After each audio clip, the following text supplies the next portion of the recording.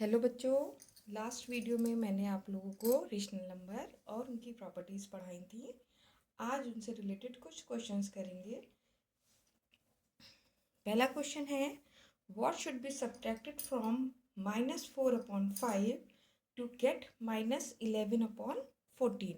यानी इस क्वेश्चन में हमें क्या कहा जा रहा है कि -4/5 जो एक रेशनल नंबर है, इसमें से हम क्या सब्ट्रैक्ट करें कि हमें आउटपुट या आंसर -11/14 मिल जाए। तो सिंपल सी हम एक बात मान लेते हैं कि let that number be x. जो हमें सब नंबर सब्ट्रैक्ट करना है वो एक्स है। तो हम -4/5 में से जब एक्स को सब्ट्रैक्ट करेंगे तो हमें क्या मिल रहा है, -11/14। अब हम इसमें क्या करेंगे, जो विदाउट एक्स वाला टर्म है दैट इज रेशनल नंबर, उसको हम एक्स इक्वल के इधर मूव करा देंगे। तो -x यहाँ रिमेनिंग रह जाएगा LHS में, और RHS में आपकी वैल्यू आ जाएगी -11/14 +4/5। +4/5 क्यों आया, क्योंकि यहाँ पे ये माइनस का रेशनल नंबर था। जब हम इक्वल किधर लाएंगे तो वो प्लस का कन्वर्ट हो जाएगा। अब यहाँ पर हमने इसे सॉल्व किया। तो यहाँ पे बच्चों मैंने आप लोगों को पहले जब बताया था एडिशन, तो मैंने बोला था आप लोग क्या करेंगे, एलसीएम लेंगे और उसके बाद दोनों का डिनोमिनेटर सेम करेंगे, देन आप उसको ऐड करेंगे। अभी तो हमारे पास केवल 2 टर्म है, हम चाहे तो वैसे भी कर सकते हैं। कभी कभी इक्वेशंस बहुत ज़्यादा बड़ी आ जाती हैं या कॉम्प्लिकेशंस बढ़ जाती हैं, तो उस केस में हम इस तरीके से सॉल्व करते हैं। ये आपको मैं सिखा देती हूँ, बहुत ही आसान मेथड है। हमने यहाँ पे क्या किया, 14 और 5 का एलसीएम लिया। ठीक, आप अगर एलसीएम लेंगे तो क्या आएगा, 14 और 5 का एलसीएम लेंगे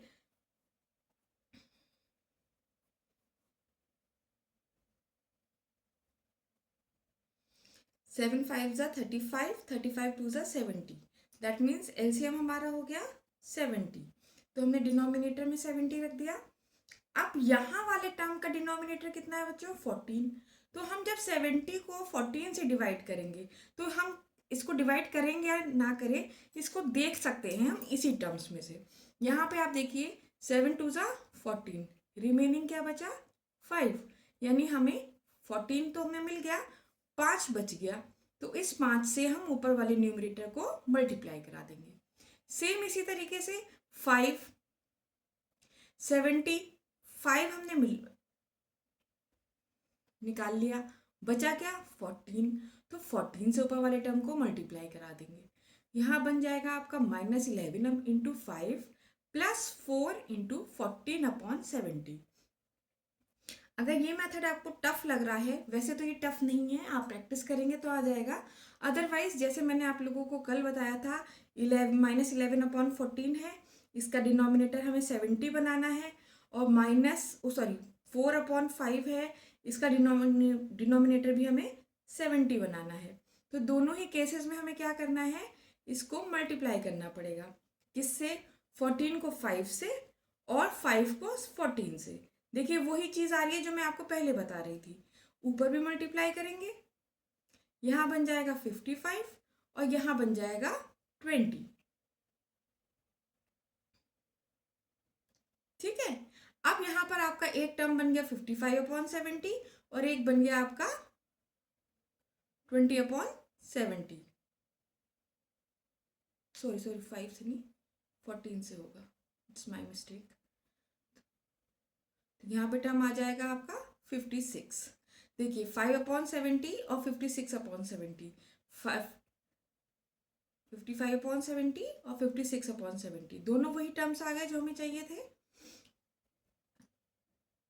इसको हम सॉल्व करेंगे, यहाँ पे आ जाएगा 1/70। अब यहाँ पे वैल्यू -x की है, तो -x को +x का कन्वर्ट करने के लिए हम क्या करेंगे, या तो इसको इक्वल के इधर ले जाएं और इसको इक्वल के इधर ले जाएं, या आप इसको -1 से मल्टीप्लाई करा दें। जैसे आपको अच्छा लगे, आप दोनों तरीकों में से कोई भी तरीका कर सकते हैं, और x की वैल्यू आ जाएगी -1/70। नेक्स्ट क्वेश्चन है, using distributivity find this. Equation आप देखिए क्या लिखा हुआ है, 7/5 multiply -3/12 bracket closed plus 7/5 multiply 5/12। अगर आप लोगों को लास्ट वाली प्रॉपर्टी याद हो तो उसमें क्या था, distributive property of multiplication over addition. वो कुछ ऐसी सी दिखती थी, देखिए 8 multiply B plus C is equals to A B plus A C. अब अगर आप इस इक्वेशन को इस इक्वेशन से कंपेयर करेंगे तो आपको दिखेगा कि ये वाला जो टर्म लिखा है वो कुछ कुछ ऐसा लिखा हुआ है, जिसमें ए इधर भी है इधर भी है। इसमें 7/5 दोनों टर्म्स में आ रहा है। दैट मीन्स ये हमारी ए की वैल्यू हो गई। इस इक्वेशन को हम इस फॉर्म में लिख सकते हैं अकॉर्डिंग टू प्रॉपर्टी। तो a यानी कि 7/5 मल्टीप्लाई, आप इसको b और इसको c मान लीजिए, तो ये -3/12 प्लस 5/12 बन जाएगा। अब यहाँ देखिए दोनों का डिनोमिनेटर सेम है, हमें कुछ नहीं करना है, हमें सिंपली डिनोमिनेटर को 12 मान के -3 + 5 कर देना है। तो यहाँ पे वैल्यू क्या आएगी, कल मैंने आपको बताया था प्लस माइनस माइनस होता है और साइन हमेशा ग्रेटर नंबर का आता है। तो प्लस माइनस माइनस करेंगे तो 5 और 3 माइनस हो गया 2, और प्लस का साइन आएगा क्योंकि 5 बड़ा है, यहाँ पे आ गया 2/12, जिसको हम आगे सिंप्लीफाई करेंगे तो बन जाएगा 1/6, दैट इज 7/30। ये आपका एक क्वेश्चन सॉल्व हो गया। इसके बाद है next question, the product of two rational number is -1 11/12 if one of them is 2 4/9। ये नंबर मिक्स्ड में लिखा हुआ है, 2 और 4/9 ऐसे। फाइंड द अदर नंबर, ठीक है। तो हमें क्या करना है, सबसे पहले क्वेश्चन को समझे। क्वेश्चन में कह रहा है कि दो रेशनल नंबर को हमें मल्टीप्लाई करना है, जिसका आंसर कितना आएगा -11/12, और उसमें से एक रेशनल नंबर कितना है 2 4/9, ठीक है। तो हम यहाँ पर सिंपल इक्वेशन बनाएंगे, आप लोगों को आता भी होगा। x multiply 2 4/9 is equals to -11/12। अब क्योंकि ये मिक्स्ड में है तो इसे सिंपल फ्रैक्शन में चेंज करेंगे, तो 9 2 18 प्लस 4 22/9। ये आप लोग 6th में भी पढ़ चुके होंगे, 7th में भी पढ़ चुके होंगे कि मिक्स्ड को रेशनल में कैसे कन्वर्ट करते हैं। अगर किसी को नहीं आता है तो मुझे बताइएगा कमेंट्स में, मैं आपको बता दूंगी। Simply x into 22/9 is equals to -11/12। अब यहाँ देखिए ये दोनों टर्म्स यहाँ पे मल्टीप्लाई हो रहे हैं, तो जब हम इसको इक्वल के इधर मूव कराएंगे तो यहाँ मल्टीप्लाई से क्या हो जाएगा, डिवाइड हो जाएगा। -11/12 डिवाइड बाई 22/9। अब मैंने आपको लास्ट वीडियो में बोला था कि मैं रेशनल नंबर को डिवीजन में आपको बताऊंगी कैसे सॉल्व होता है। इसमें कोई बहुत बड़ा साइंस नहीं है, बहुत आसानी से आप कर सकते हैं। लेट कि आपका एक रेशनल नंबर है 2/3 जो कि डिवाइड हो रहा है 4/7 से, ठीक है। तो जब भी कहीं पर दो रेशनल नंबर के बीच में डिवाइड का साइन आता है तब हम क्या करते हैं, 2/3 इस डिवाइड को मल्टीप्लाई में चेंज कर देते हैं, और ये फ्रैक्शन जो रेशनल नंबर आपका है इसका डिनोमिनेटर न्यूमरेटर और न्यूमरेटर डिनोमिनेटर में कन्वर्ट हो जाता है। ये बन जाएगा 7/4।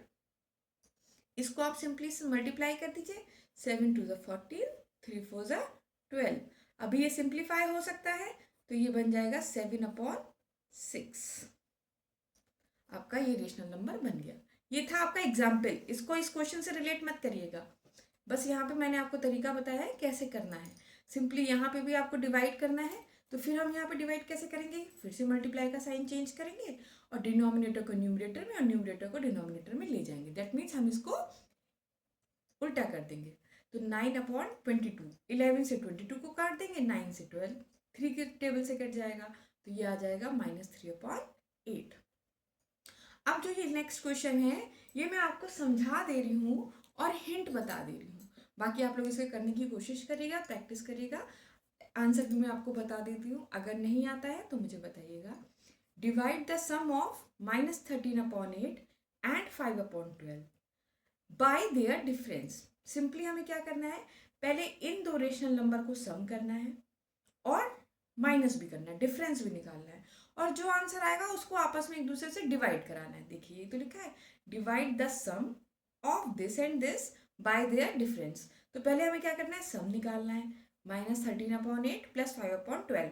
यहाँ पर देखिए डिनोमिनेटर सेम नहीं है, तो आपको डिनोमिनेटर या तो सेम करना पड़ेगा या जैसा मैंने मेथड बताया था वैसे करना पड़ेगा, जो इजी लगे वो कर सकते हैं आप।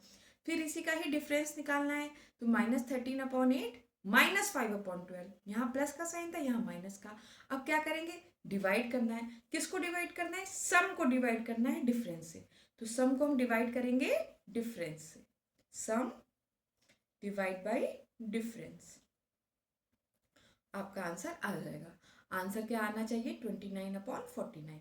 इसको सॉल्व करके देखिएगा, नहीं आता है तो आप मुझे बताइएगा। नेक्स्ट क्वेश्चन है, if 3/5 of A number exceeds its 2/7/44 find the number. ये क्वेश्चंस थोड़ा सा लैंग्वेज प्रॉब्लम आप लोगों को हो सकती है समझने में, लेकिन जब आपको समझ में आ जाएगा तो बहुत आसानी से हो जाएगा। यहाँ पे क्वेश्चन क्या कह रहा है कि कोई एक नंबर है, let the number be x, हमने मान लिया वो नंबर एक्स है। जब वो नंबर को हमने 3/5 से मल्टीप्लाई कराया तो वो कोई वैल्यू बन जाएगा, ठीक है। उसके बाद हमने उसको एक साइड रख दिया। अब वो कह रहा है कि उसी नंबर को जब हम 2/7 से मल्टीप्लाई करते हैं तब वो 44 ज़्यादा हो जाता है, ठीक है, समझ में आ रही है बात। तो 44 ज़्यादा हो जाता है, तो इसमें 44 बढ़ा देंगे तभी तो वो इसके बराबर आएगा। तो यहाँ पे हमारी इक्वेशन क्या बन गई, 3/5x is equals to 2/7x + 44। अगर नहीं समझ में आ रहा है तो एक और बहुत अच्छा सा एग्जाम्पल ले लेते हैं कि हमने कोई एक नंबर है x, रेशनल नंबर को ना लेकर हम सिंपल एक नंबर ले ले रहे हैं जिसको हमने मान लीजिए 5 से मल्टीप्लाई कराया। अब हमने कहा कि जब हम इसको 8 से मल्टीप्लाई कर रहे हैं तो जो सम आ रहा है, मतलब जो वैल्यू आ रही है वो इससे 44 ज़्यादा आ रही है। तो 44 ज़्यादा आ रही है तो यानी कि इसमें 44 जोड़ेंगे तभी तो हमारी वैल्यू बराबर होगी।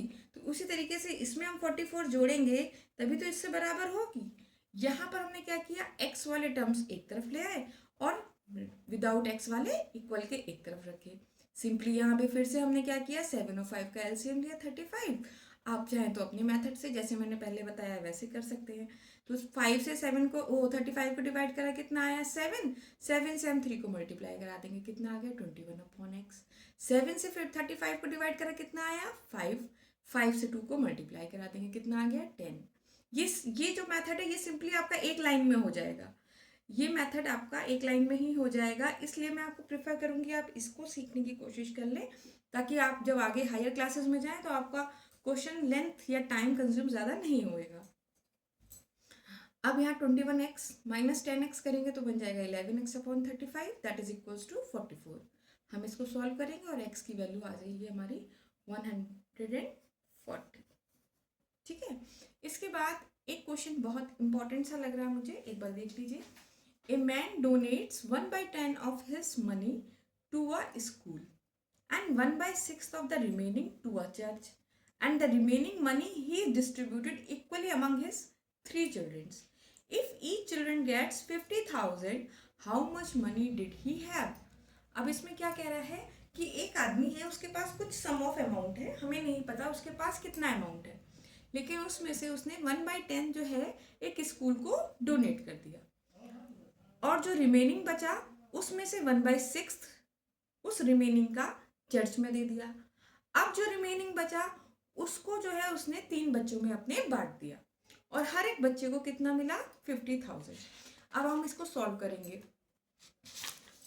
सॉल्व करने के लिए देखिए, हमने यहाँ पे मान लिया कि जो आदमी है उसके पास एक अमाउंट है x, ठीक है।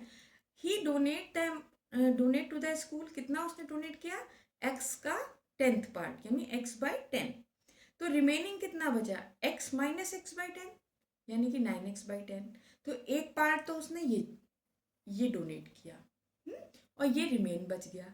अब उसने दूसरा डोनेशन कितना किया, 1/6 ऑफ द रिमेनिंग। तो इसका 1/6 पार्ट यानी 1/6 ऑफ 9x/10 अमाउंट उसने किसको दे दिया, चर्च को दे दिया, यानी इतना अमाउंट भी उसने क्या किया, डोनेट कर दिया। अब जो बचा है उसने उसे क्या किया, बच्चों को बांटा। तो अब बचा कितना, तो जो मेन अमाउंट था x उसमें माइनस किया इन दोनों का सम, ठीक है। तो x + 10 + 1/6 9x/10, क्योंकि ये दोनों चीज़ें डोनेट हो गई हैं तो इन दोनों को जोड़ के मेन अमाउंट में से हमने माइनस कर दिया। अब ये बचा उसके पास अमाउंट। अब ये अमाउंट उसने क्या किया, 3 बच्चों में बांटा है, तो डिवाइड बाय 3, और डिवाइड बाय 3 करने पे एक बच्चे को कितना मिल रहा है, 50,000। अब हम इस इक्वेशन को जनरली सॉल्व करेंगे और सॉल्व करने के बाद आंसर निकाल लेंगे। इसमें अगर कोई डाउट आ रहा है तो बताओ, मैं इसको सॉल्व करना भी बता दूंगी। सिंपली क्या है, x माइनस यहाँ का 3 हमने इधर मल्टीप्लाई करवा दिया, तो ये 1,50,000 हो गया।